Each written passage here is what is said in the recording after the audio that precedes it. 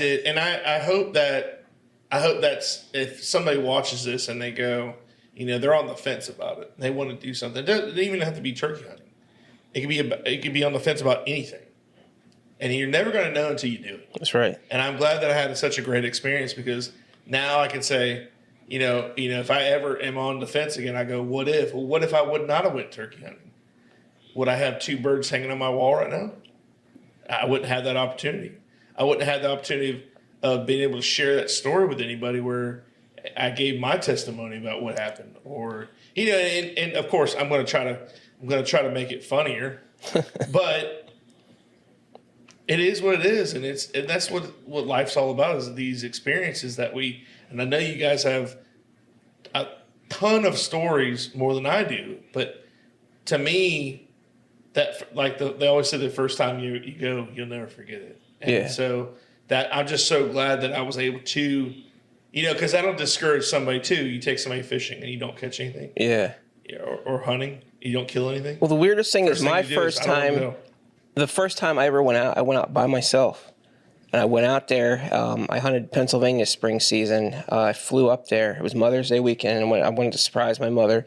We flew up there. I got up 3:30 in the morning because it's daylight as can be at 5 a.m. up there. Yeah. And so I got up and I went up this ridge that I used to deer hunt as a kid, and I called.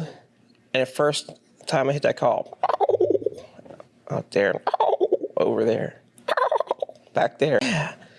And so I just went and I sat down and I called a little bit and it just all happened like it was supposed to. And I'm working my way down the ridge, and next thing I know, this one hammers out in front of me. I sit down up against a tree and I'm just sitting there calling. I got this little push button call. Night in hell. And so I'm sitting there, and all of a sudden here comes this big longbeard all blown up and half strut, and he comes out, and I had this old Charles Daly pump shotgun. It was camouflage, it was 3.5-inch 12 gauge, and I'm posted up on this bird, and he comes right across this ridge. He's about 30 yards away. Pull the trigger, click. I had a shell in there, but it was just one of those light firing pin strikes. So it just, when you look at the shell, it has a dent in it, but the thing didn't go boom.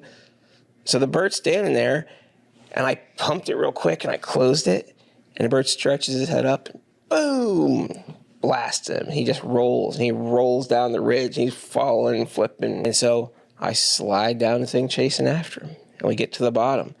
And this bird stood up, and he was just wobbling like side to side. He was bleeding out of his mouth like a faucet.